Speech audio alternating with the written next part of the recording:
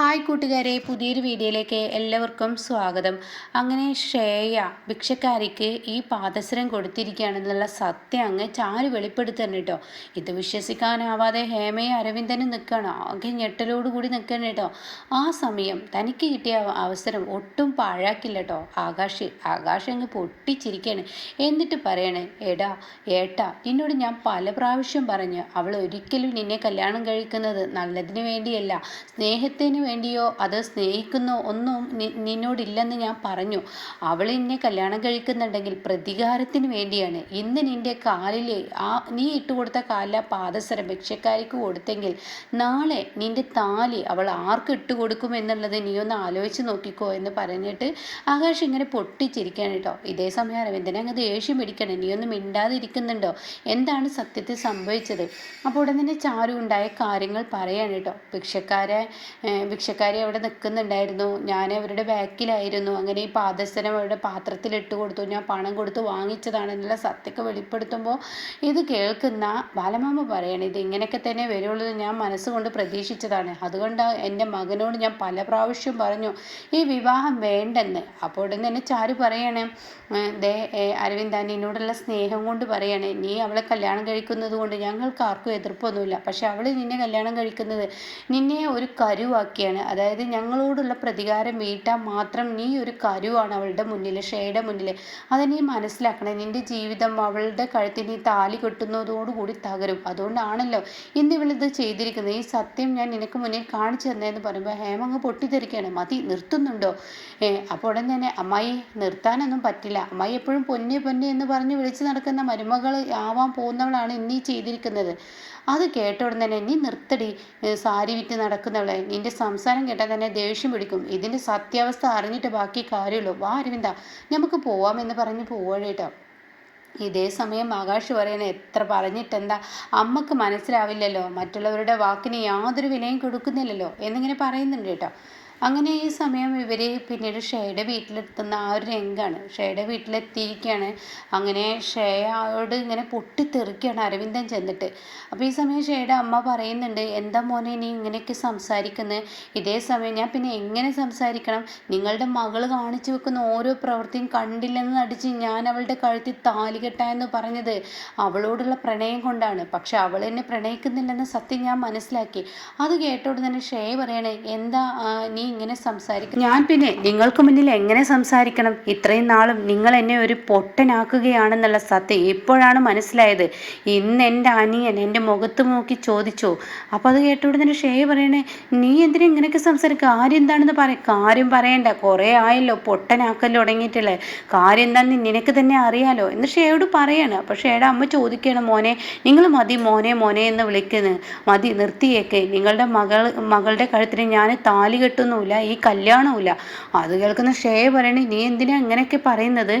താലി കെട്ടില്ല എന്ന് പറയുന്നത് എന്തിനാണ്? ഞാൻ നിന്നോട് എന്ത് തെറ്റ് ചെയ്തിട്ടാ? മറ്റുള്ളവർക്ക് മുന്നിൽ നീ നിന്റെ അനിയനെ പോലെ എന്നെ അപമാനിക്കുകയാണോ?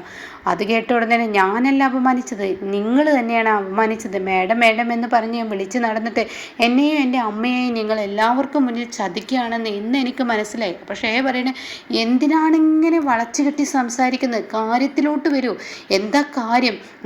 കാര്യം മതി. എൻ്റെ അനിയൻ ചോദിച്ചതുപോലെ ഞാൻ നിന്റെ കാലിലിട്ട് തന്ന പാദസരം നിനക്ക് കൊണ്ടു നടക്കാൻ കഴിയാതെ നീ അത് ഭിക്ഷക്കാരിക്ക് ഇട്ടുകൊടുത്തെങ്കിൽ നാളെ ഞാൻ കിട്ടുന്ന താലി നീ എന്തായിരിക്കും ചെയ്യുക എന്ന് പറഞ്ഞിട്ടങ്ങ് പൊട്ടിത്തെറിക്കുകയാണ് കേട്ടോ.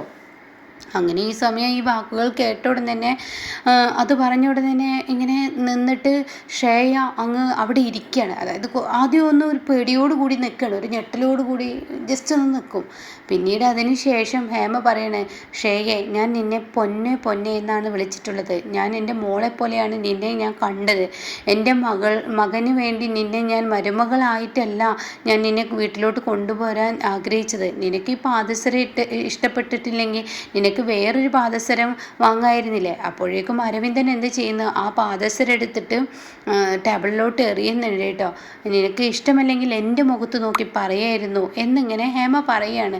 നിനക്ക് ഞങ്ങൾ വേറെ പാദസരം വാങ്ങി തന്നിരുന്നല്ലോ, എന്നാലും ഒരു ഭിക്ഷക്കാരിയുടെ തട്ടിലൊക്കെ ഇട്ട് കൊടുക്കേണ്ട ആവശ്യം എന്താ എന്നിങ്ങനെ ചോദിക്കുകയാണ്. അപ്പോൾ മതി അമ്മേ, ഇവരുമായിട്ടുള്ളൊരു കൂട്ടുകെട്ട്, വീട്ടിലെല്ലാവരും എതിർത്തിട്ട് നമ്മൾ ഈ വിവാഹത്തിന് മുന്നോട്ട് പോകുമ്പോൾ നമുക്ക് തിരിച്ചടി കിട്ടിയത് ഇങ്ങനെയല്ലേ എന്ന് പറയുന്നു. പറയുന്നുണ്ട് കേട്ടോ. അപ്പോൾ ഈ സമയം ശ്രേയ മതി കഴിഞ്ഞോ നിങ്ങളുടെയൊക്കെ സംസാരം എന്ന് പറഞ്ഞിട്ട് ശ്രേയ അവിടെ അങ്ങ് കാലും കയറ്റിയിരിക്കുമ്പോൾ കണ്ടില്ല അമ്മേ ഇവരുടെ അഹങ്കാരം, ഇവളുടെ അഹങ്കാരം കണ്ടില്ലേ എന്ന് അരവിന്ദൻ പറയണം. അങ്ങനെ അരവിന്ദൻ എന്തെന്നില്ലാത്ത അത്ര പൊട്ടിത്തെറിക്കലാണ് കേട്ടോ. അപ്പോൾ ഈ സമയം ഈ കാലുമക്കാലങ്ങ് കയറ്റി വെക്കുമ്പോൾ കാലിൽ കാണാൻ അരവിന്ദൻ ഇട്ടുകൊടുത്ത ആ ഒരു പാദസരം കേട്ടോ. അത് കാണുന്നതിനോടുകൂടി ഹേമയും അരവിന്ദനും ആകെ ഷോക്കായി നിൽക്കുകയാണ്. അപ്പോൾ ടേബിളിൽ കിടക്കുന്ന ആ പാദസരവും ഷേയുടെ കാലിൽ കിടക്കുന്ന പാദസരം സെയിം തന്നെയാണ് കേട്ടോ. അതോട് കൂടിയിട്ട് അരവിന്ദൻ ഞാൻ ഇട്ട് തന്ന പാദസരല്ലേ ഈ കിടക്കുന്ന നിൻ്റെ കാലിൽ, അപ്പോൾ ഇതോ അമ്മേ.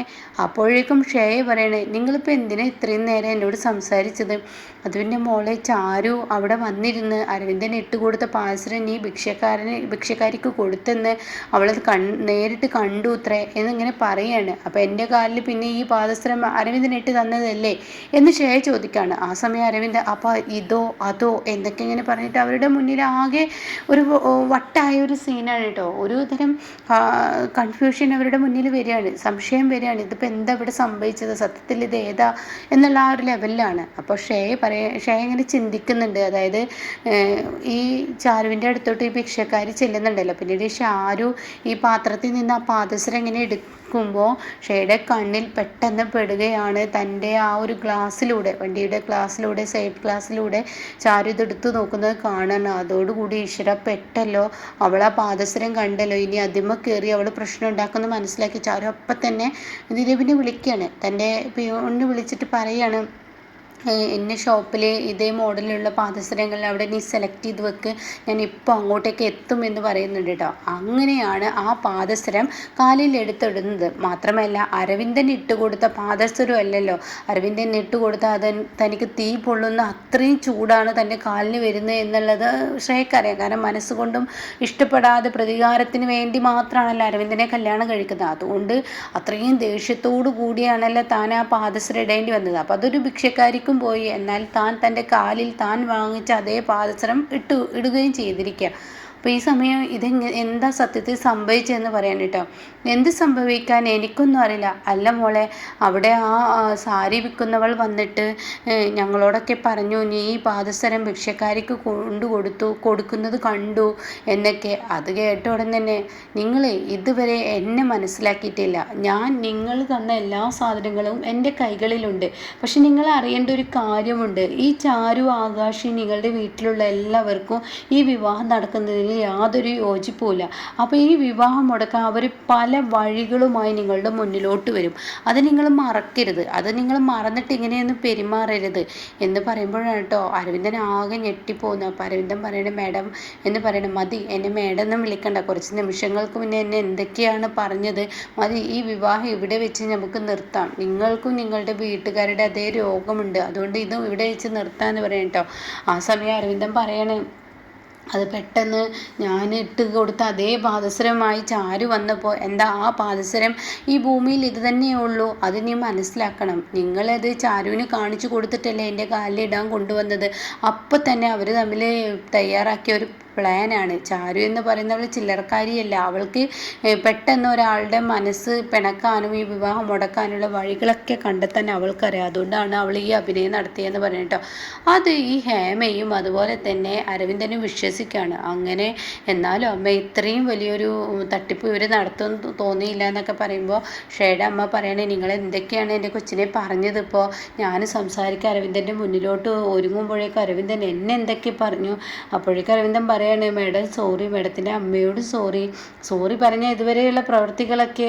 എന്നാലും മോളെ ഇങ്ങനെയൊക്കെ ചാരു ചെയ്യുന്നു ഞങ്ങൾ വിചാരിച്ചില്ല എന്നൊക്കെ പറഞ്ഞ് ഹേമ ചാരുവിൻ്റെ മുന്നിൽ സോറി പറയാൻ കേട്ടോ. അപ്പം ഇങ്ങനെയൊക്കെ ഒരു എപ്പിസോഡാണ് ഇനി വരാനിരിക്കുന്നത്.